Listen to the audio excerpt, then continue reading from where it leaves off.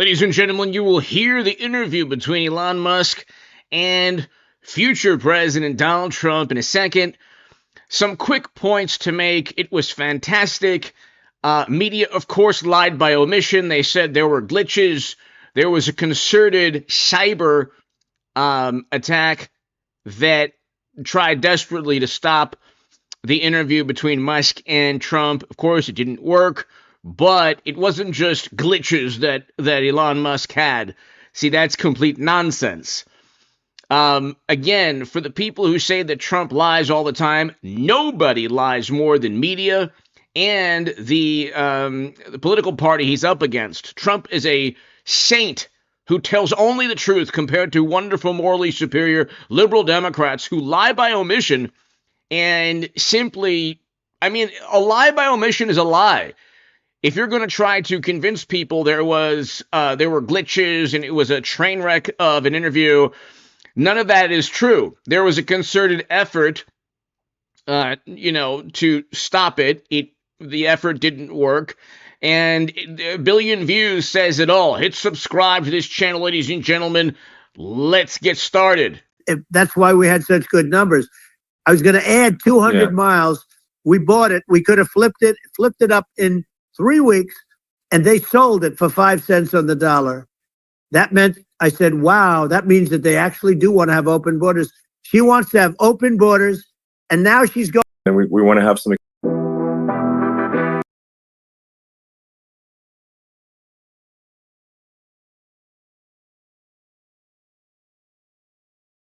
sort of moonshot projects that people can get fired up about. And, that's the future I'm looking for. And, I'm pro-environment, but I'm not against, I'm not like, I don't think we should vilify the oil and gas industry because they're keeping civilization going right now. And, but I do think we want to move, at a reasonable speed towards a sustainable energy economy. Those are my values. And I think, so, that's why I'm supporting you for president, Well, so. I appreciate it. We're going to give incentive to companies to come into our country, not to leave our country. We're going to be giving tremendous incentives. We want companies to build here, not to build in other locations. And we want to create jobs. And again, it's about the American dream. You don't hear about the American dream anymore, Elon. You don't hear. You're the American dream in the truest sense, but you don't hear about the American dream anymore. And you're going to hear about it. People, they need that incentive to go out and do it. And they're going to love their lives. They're going to look forward to getting up in the morning and going to a job that they love, not a job that they can't stand, or not any job at all where they have no money, where they literally have no money, and then they end up with violence and lots of other problems. No, we're going to do some great things. And I learned a lot in the first. We had a great economy and all of that. We rebuilt the military. We did so much, but I also learned the best people. I learned the good people, the smart people, the dumb people, the people that can do things. The people, you learn. When I first came in, I tell people I was in Washington D.C. only 17 times, according to the fake news media. I was in 17 times. I never stayed over. And you don't know people. You rely on other people to give you names, and then you realize the people you relied on weren't so good. Now, we had great people, but we also had some where I wouldn't have, used them had I known. Now I know everybody.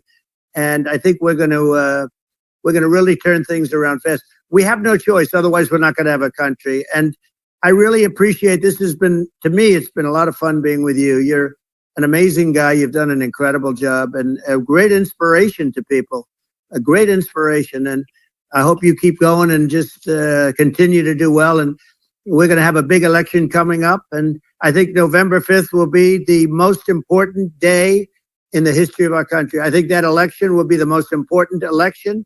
And I think it'll end up being maybe the most important day in the history of our country, because if we don't win, I just feel so sorry for everybody.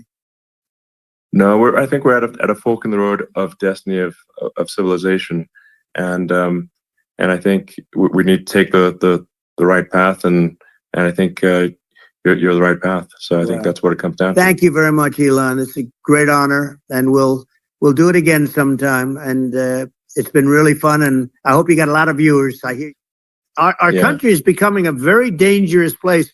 And she is a radical left San Francisco liberal. And now she's trying to protect. Now she's looking like she wants to be more Trump than Trump, if that's possible. I don't think it's possible, but she wants to be more Trump than Trump. Yeah. I want a wall. I think that's, she wants to release all the prisoners that are in detention, and some of these guys are really bad. Right. That just came out today. She doesn't want to build the wall, even though the walls work. Walls and wheels. You know, in your business, everything you do is obsolete, almost, well, not the tunnels, but everything is obsolete. Even your rocket ships, they're like a month later, they're obsolete. You find a better way to. The only thing that's not obsolete is a wall and a wheel. And the wall, you know, I built hundreds of miles of wall, and that's why we had such good numbers. I was going to add 200 miles.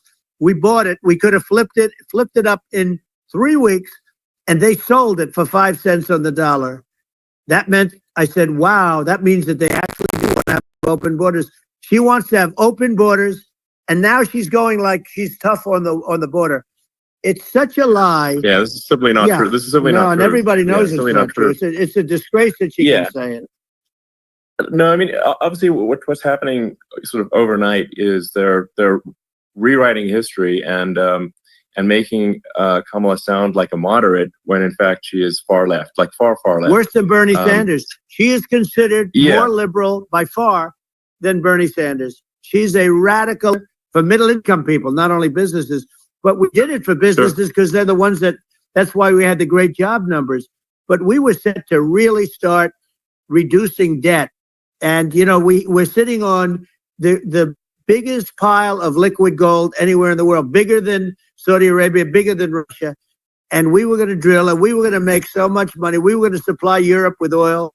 I had stopped the Russian pipeline, and we were going to supply them with oil and gas. We were going to make a fortune. And then the COVID came in, and we really had to divert. Then what happened is when they came in, you know, we kept a lot of businesses alive. If I didn't do what we did, we would have had a 1929 type depression. But the problem is when Biden came in, he got trillions of dollars and just started spending it stupidly. You didn't need it anymore. You know, we got over that bad period where everybody was dying and, you know, it was just not a good period. Interestingly, you know, during his administration, many more people died during his administration of COVID than during my administration. And we really got the brunt of it. But people don't realize more people died during his administration than ours. But it diverted us from doing what I wanted to do. But we had the greatest for, you know, almost 3 years.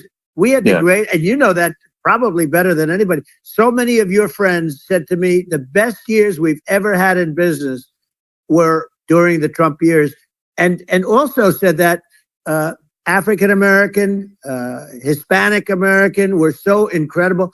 They were having the best. Asian American women, men, young people without a diploma, young people that graduated from the best colleges, from MIT, from the Wharton School, from all of the great colleges, Harvard. They were doing better, and people without a diploma were doing better, and everybody was happy. And then COVID came, and we had the problem is they spent trillions and trillions of dollars. They wasted. They shouldn't have taken any money, and we wouldn't be having inflation right now, which is killing our country. Yeah, and absolutely. I mean, I should probably say something about, like, you know, maybe my views on, you know, climate change and oil and gas, because I think. So he's 100% right. What took place was Biden, Democrat governors, blue state governors, what they did was they shut down economic activity. Okay, this was not a Trump policy, yet Trump gets blamed for raising the debt and deficit. Okay, again, this is very simple to understand. Even the wonderful, morally superior liberal Democrats can comprehend this. It was not a Trump policy to shut down economic activity. We went from record low poverty and record lows in unemployment and record highs in household median income to record highs in unemployment within, everything shut down. Then the stock market completely crashed and tanked, but it was an artificial downturn. It was a self-made mini recession or recession. We did this to ourselves. Usually people go to battle to prevent that from taking place within their country. We did so willingly, and there was no reason to do so. People say, well, we had to. No, we didn't. That was a choice. And it was supposed to take a couple of weeks. Trump only agreed to like a month or a couple of weeks. He shouldn't have agreed to even 1 day. But of course, you give an inch, they take a mile. And so Democratic governors then reopened when Biden took over. Then Biden lied, and media never addresses the lie. The jobs initially that he got were jobs of people going back to work. That's because states opened up when he was in office. So again, the whole thing is we had a great economy with Trump. They tanked it by shutting down economic activity. That was a choice. The average age of the U.S. labor force is 41 years old. Do the math on that. You didn't have to tank the U.S. economy. Anyway, let's continue. I think it's probably different from what most people would assume, because my views are actually pretty, I think, moderate in this regard, which is that I don't think we should vilify the oil. That's the future I'm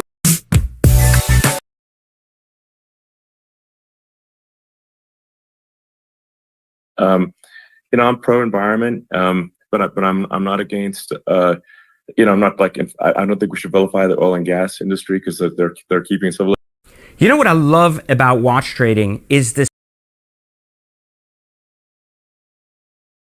right now, and but I do think we want to move at a reasonable speed towards a sustainable energy economy. Those are my values, and I think and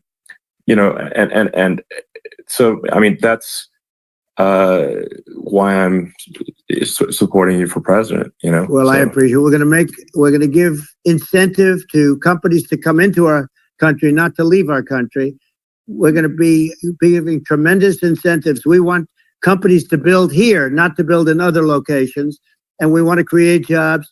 And again, it's about the American dream. You don't hear about the American dream anymore, Elon. You don't hear. You're the American dream in the truest sense, but you don't hear about the American dream anymore, and you're going to hear about it. People, they need that incentive to go out and do it, and they're going to love their lives. I mean, they're going to look forward to getting up in the morning and going to a job that they love, not a job that they can't stand, or not any job at all where they have no money, where they literally have no money, and then they end up with violence and lots of other problems. No, we're going to do some great things, and I learned a lot in the first. We had a great economy and all of that. We rebuilt the military, we did so much, but I also learned the best people. I learned the good people, the smart people, the dumb people, the people that can do things. The people, you learn.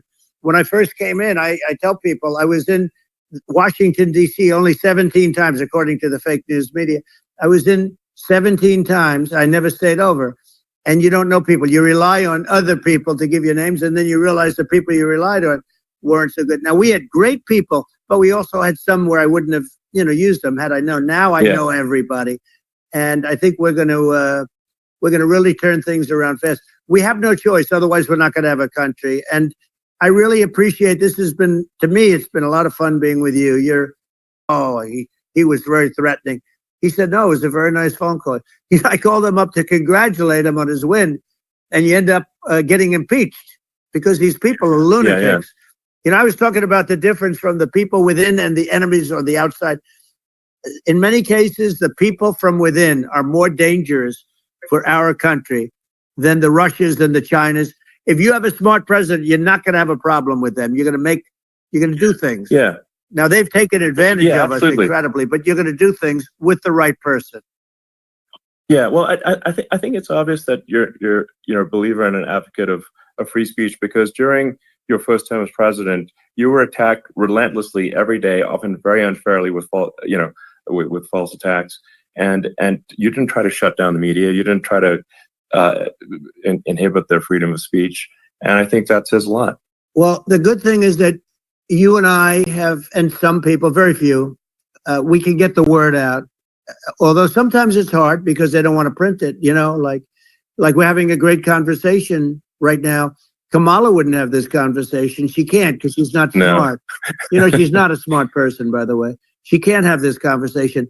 And Biden, we don't even have to talk about it. I mean, he couldn't have this conversation. He would have given up on the first half of a question. He would have walked out. He would have said, "Where am I? Where am I going?" So anyway, but no, he wouldn't have this. That's true. Not a lot of people would have this conversation, but we cover a lot of territory.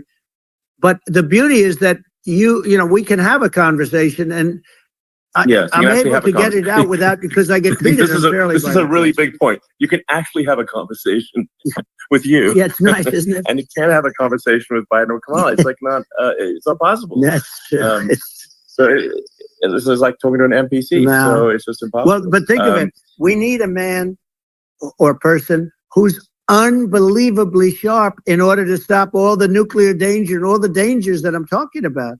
And I got along with all these. I got along with Kim Jong-un. We had dinner. We had everything. And he really liked me, and I got along with him really well. By the way, he's the absolute boss over there. A lot of people said, "Oh, do you think you really?" That's for Let sure. me tell you, I saw things that you don't want to know about. He is the boss. But we had a good relationship, and he doesn't like Biden. He considers him a stupid man. He said he's a stupid man. Well, at least he speaks his mind. But, in this country, you're not sort of allowed to say it, but I guess you are. You should be allowed to say it if it's true. But we need smart people, and we need people that have an ability to lead. And she doesn't have that ability. Can you imagine? Now, Chairman Xi very well. Can you imagine her and him negotiating, or even standing together? It is, the whole concept is ridiculous. She is terrible. She's terrible. But she's getting a free ride. I saw a picture of her on Time Magazine today. She looks like the most beautiful actress ever to live. It was a drawing. And actually, she looked very much like our great First Lady, Melania. She didn't look like Camilla. That's right. But of course, she's a beautiful woman. So we'll leave it at that, right? Yeah. Well, maybe it's like, I think part of what, people in America want to feel excited and inspired about the future. They want to feel like the future is going to be better than the past, and that America is going to do things that are greater than we've done in the past, reach new heights that make you proud to be an American, and excited about the future. They want the American dream back. They want the American dream back. More important than anything else. It's like, you don't have that today, because the people, they've been just sucked. They see incompetent people running our, the Biden thing is very interesting. People just found him to be incompetent. And when I debated him, I was like, is this for real? It was. Yeah, it was just absurd. But I think there are some grand projects that we could do. I mean, I think we could build a base on the moon. We could send American astronauts to Mars. We could build high-speed connections that are more advanced than anything else in the world between our cities, so people have fast transport. It's possible to solve traffic with tunnels. We've already made great progress in Vegas doing that, and and just do things that are exciting and inspiring and make the future feel like it's better than the past. Well, I saw what you did in Vegas, and I'll tell you, it was amazing. I got to see. I took a big glimpse at it, and it's incredible. It's incredible, and you could do that all over. It's deep. Yeah, you don't even need much structure. Assuming you're in the right area. No, it's straightforward. It's amazing. So I think we could do some things that like China's got incredible high-speed rail between its cities, but I think it's actually possible with tunnels if with deregulation, with an ability to actually, where it's legal to actually do the tunnels. Then you could have high-speed tunnels that are actually better than anything else in the world for high-speed transport between cities, and that would be something that Americans can say, "Wow, okay, we've got something that's cooler than anyone else in the world." That's the kind of thing that makes you proud to be an American. And much safer than surface trains, where there is a danger there. With crazy people, it's much safer, much better. And it's sad, because I've seen some of the greatest trains. I find it fascinating, and I've seen the systems and how they work, and the bullet trains they call them, I guess, and they go unbelievably fast, unbelievably comfortable, with no problems. And we don't have anything like that in this country, not even close.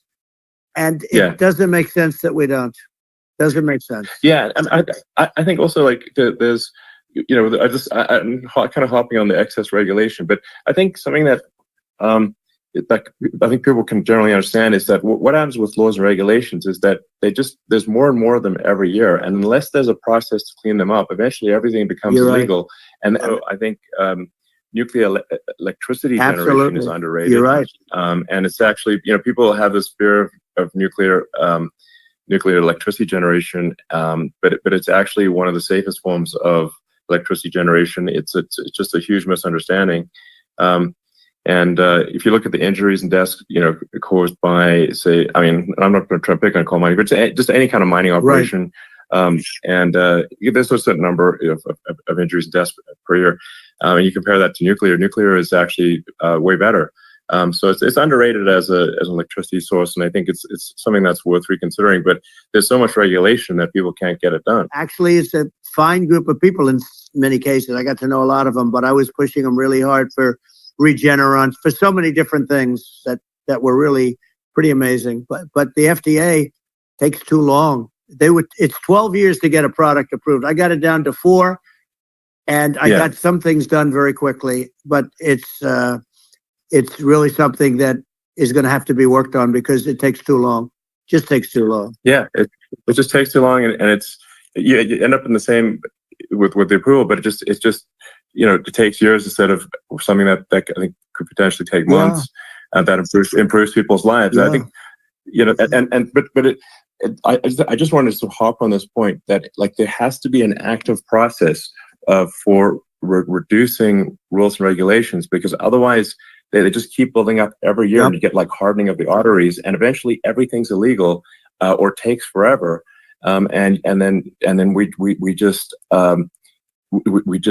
ossify as a society. We can't make any progress, and it's a really big deal. Elon, just getting back to the FDA for 1 second, I got something done called Right to Try.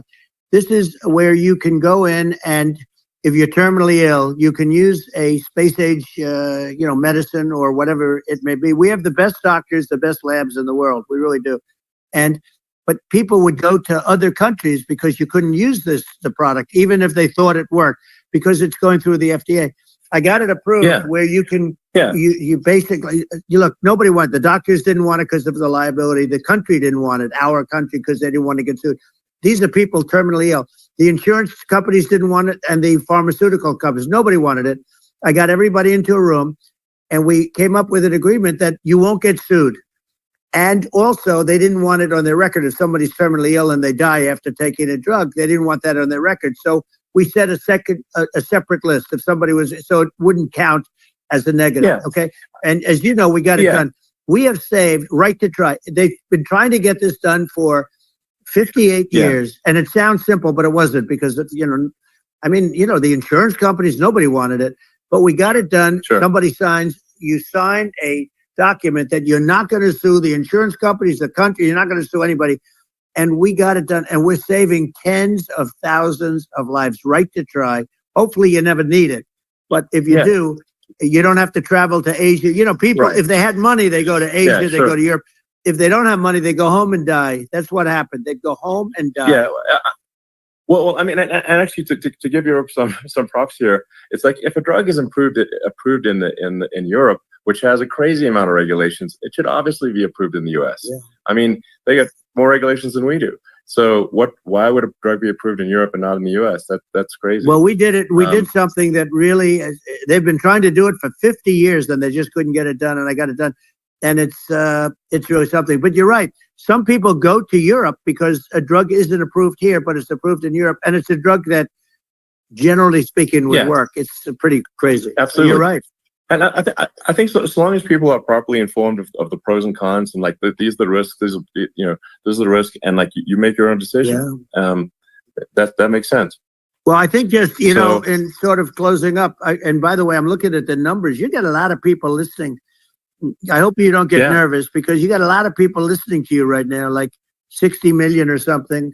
What is that number? It's crazy. It's amazing how you can see that right away. How many? What is the number? Wow. What is it? Well, Wow. I think in Wow, terms of people that's bigger than you said. You said 25 and you're much more than double that number, 25 million. I think you're going to be 60 or 70. And I guess over a period of time, hey, I congratulate you. Do I get paid for this or not? Well, I think actually in terms of the number of people that will hear this conversation over the next few days to weeks, it's going to be hundreds. That's what they say. Yeah, that's good. Well, look, it's an honor. I just asked this: are you better off now, or were you better off when I was president? Nobody's better off now. People, we put out polls on that, and nobody's better off now. Inflation has killed it. And, they also feel very unsafe. You look at what's going on with a lot of different things. You look at the riots we had at the colleges over, it's ridiculous, but all of the riots, they just feel unsafe. And now they really feel unsafe because you have a new form of crime. It's called migrant crime. I call it Biden migrant crime. Maybe I'll call it Kamala migrant crime. But, with all these things, I always try to get to the ground truth by just asking people. And, my mom lives in New York, and I was like, Mom, have any of your friends, been attacked or assaulted? And she said, yeah, 3 of her friends in 3 separate incidents were assaulted just in recent months, just walking around the streets of New York. And I said, well, what happened to the people that assaulted them? Oh, nothing. They got away. They just know they always get away. Nothing's going. And they don't even bother reporting it because they know that they're not going to, people are not going to get prosecuted. They just let, violent criminals out in New York. The only one that gets prosecuted is Donald Trump. They prosecute Trump. Yeah, it's just obviously messed up. Oh, it's terrible. If violent criminals are being getting off scot-free, and meanwhile the New York spending massive resources prosecuting you, and it's like what's this? And I think the sort of sensible public looks at this and says, what the heck's going on here? This is obviously abuse of the legal system. The legal system is supposed to be protecting the public from violent criminals, and it should be obviously allowing the public to make their own decision about who should be president, as opposed to some legal case. Once they start this precedent, because this can go on with the next one. This is a very bad precedent what they're doing. In terms of, going after their political opponent. And that's all it is. It's going after their political opponent. And then you get a judge who's, a strong Democrat. And I'm being nice when I say that, in many cases, crooked as hell. But you get a judge and you go into an area where a Republican gets 3 or 4% of the vote. And, you'll have a jury pool with people that hate Republicans or hate. It could also be the other way, though, because it could start the other way in areas where they hate Democrats. And you get into a Pandora's box. It's a very dangerous thing for this country, and a very dangerous thing even for the state. New York City is losing. New York City and state lose a lot of business over what they did to me, because these people say, we don't want that to happen to us. That's no justice system. You have an unfair system of justice, and it's costing New York State a tremendous amount of money. People are leaving and companies are leaving, and they won't come back.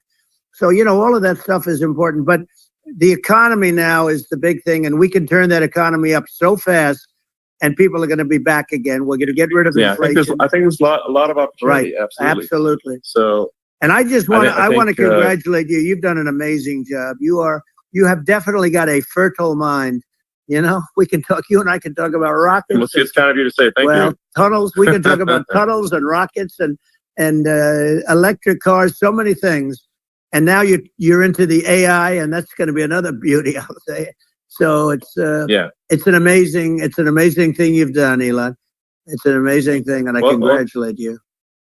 Thank you. And I just say here, here's to an exciting, inspiring future that people can look forward to and be optimistic and excited about what happens next.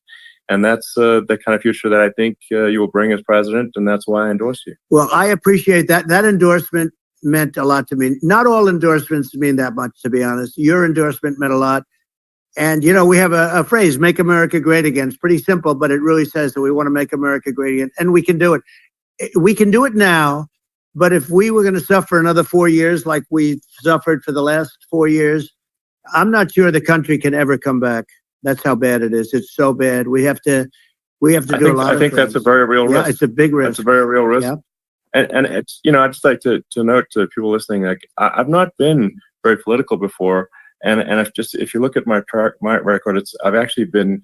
I'm not like some, so they try to paint me as like a far right guy, which is absurd because I'm like making electric vehicles and solar and batteries, helping them with the environment, and I actually I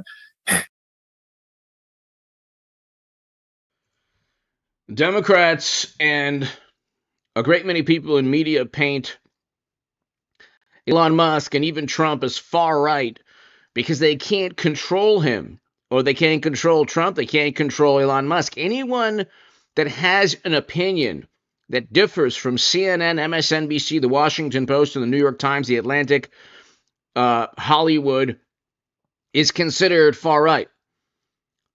Anyone that has an opinion that ruffles the feathers or is contrary to the sensibilities. It's about sensibilities, ladies and gentlemen, of wonderful, morally superior liberal Democrats. You see the economy is tanking real time. Foreign policy is a catastrophe.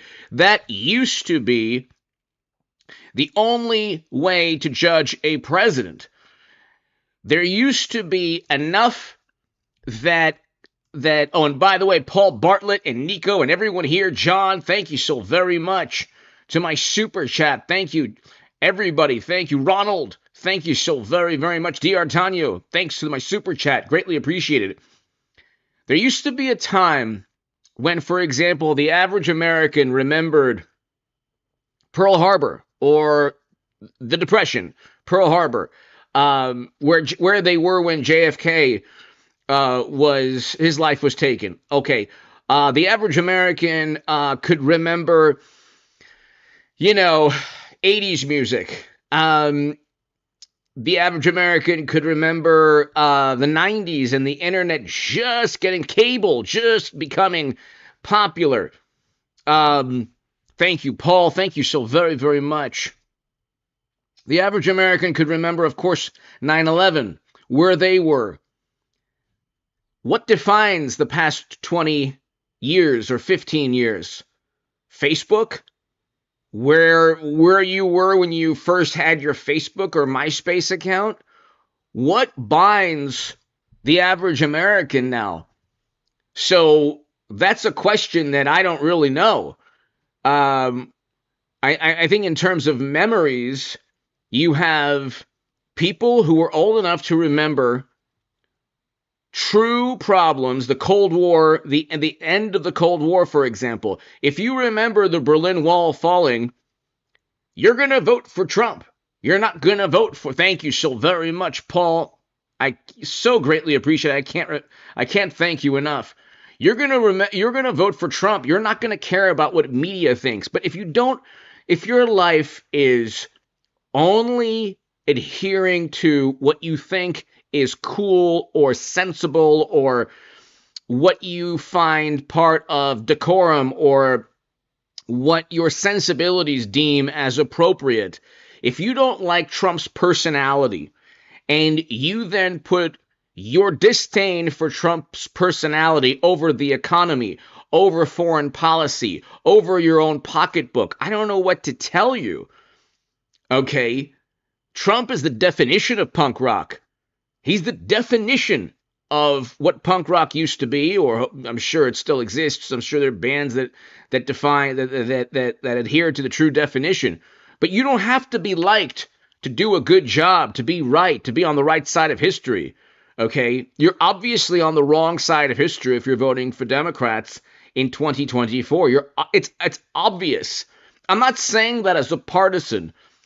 I would vote for Harris or Biden if we had low inflation, low interest rates, a great economy, and a great foreign policy.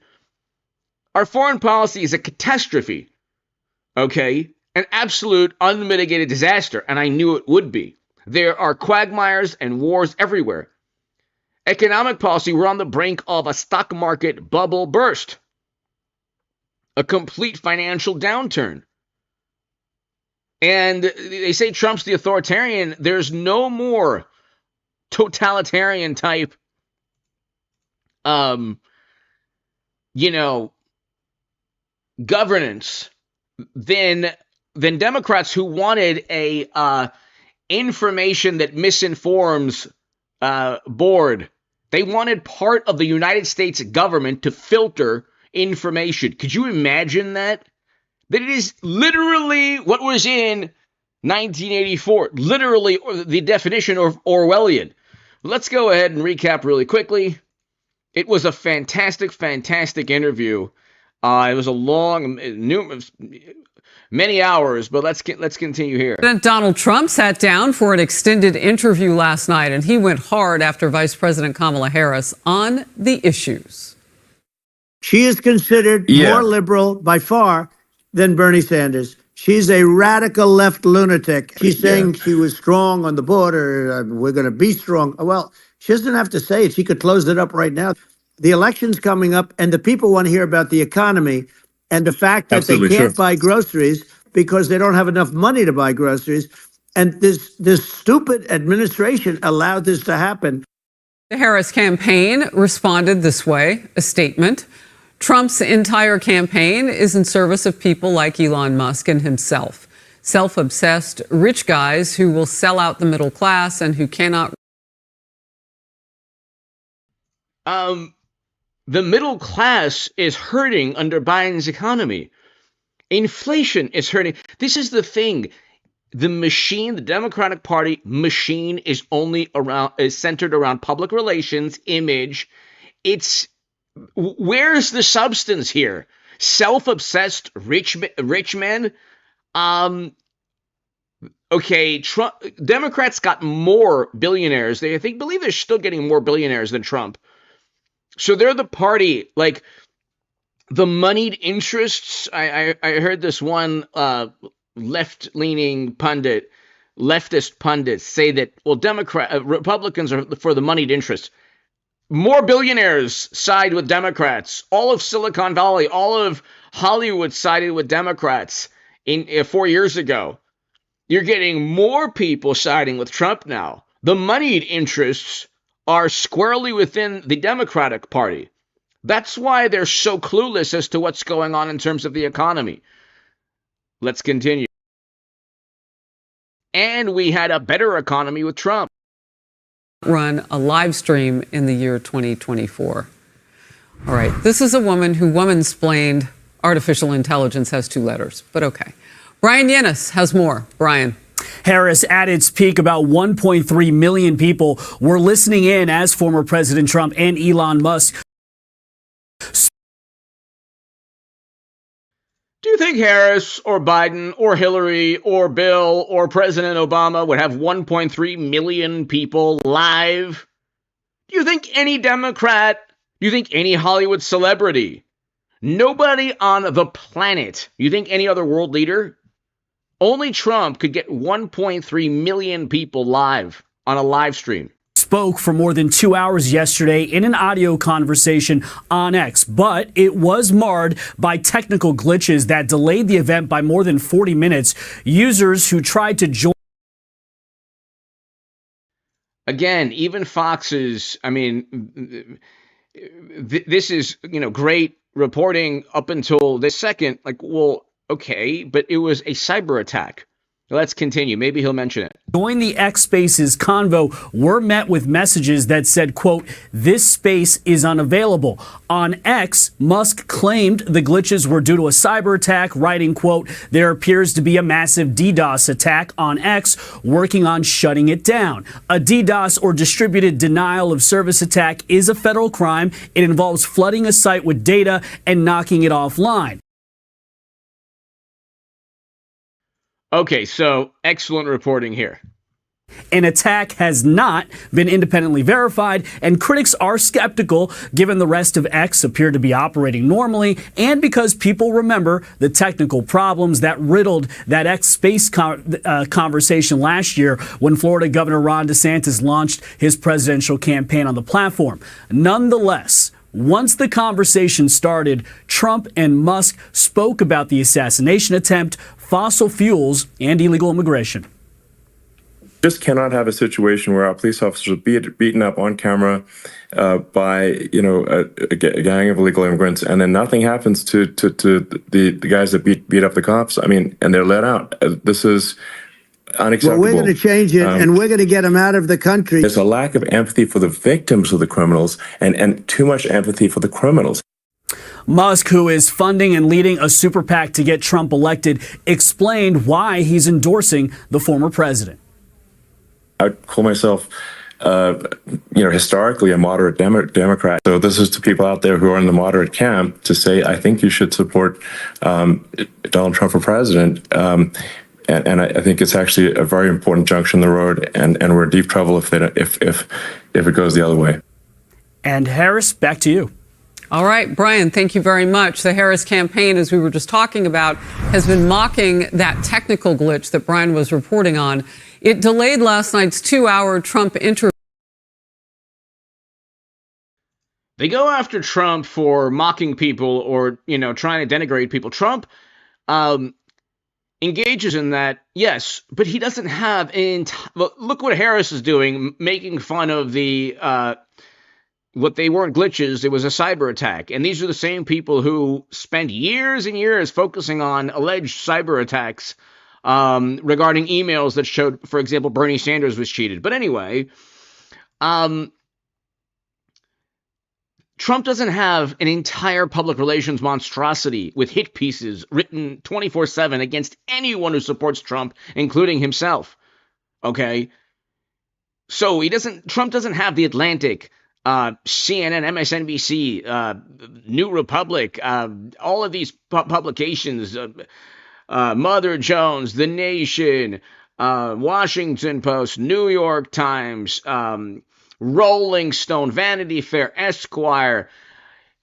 Between CNN, MSNBC, the New York Times, and the Washington Post, you get the memo, let's say, and then the memo, everyone gets the memo, from left-leaning pundits on this platform to streamers throughout, every other platform.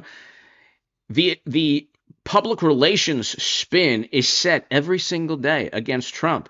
American media is no longer a nonpartisan, apolitical entity. It's a monstrosity that's firmly an echo chamber and megaphone of the Democratic Party. So the authoritarians usually control, in history, you could look back, media, security services. Who controls media, the narrative, and security services? Wonderful, morally superior liberal Democrats. Let's continue. Interview by more than 40 minutes, and pretty rich for a candidate who's been running for 23 days to have her campaign going after him, and she still has not sat down for a formal interview or even held a press conference, which leaves the Trump campaign surrogates trying to explain.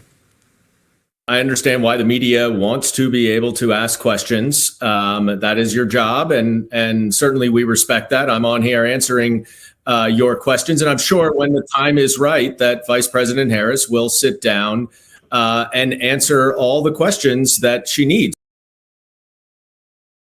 When the time is right, she's had a campaign for 23 days. She didn't even win a delegate. They ousted Biden and gave Harris the nomination. This is like a billion times worse than what happened to Bernie Sanders. And still, nobody wants to know what Harris will do with inflation, with interest rates, with unemployment, increasing, rising unemployment, with all the quagmires in the world today, with possible nuclear confrontations. Nobody wants to. Trump is out there. He has nothing to hide. And it's just the same old thing with Democrats. It's a machine. The machine ousted Biden. Now the machine is backing Harris. Trump will win. It's almost certain Trump will win. It's just a matter of having to listen to, Harris up 3, up 4. We're on the brink of a stock market crash, financial collapse. And I wrote about that in The Federalist, ladies and gentlemen. And that was a mistake, by the way. Obviously, those are Kamala Harris's surrogates trying to explain it all. And you saw that. Our chyrons on screen were right. Trump's not buying any of it. And he said this to Elon Musk last night. He hasn't done an interview since this whole scam started. It's nice to have a forum like this where I can discuss something at length. And by the way, you think Biden could do this interview? Do you think that Kamala could do this interview? They would take a pass. It's pretty sad when you think that somebody that does this for a living can't answer a question or is afraid to do an interview. Hey everyone, I'm Emily Campagno.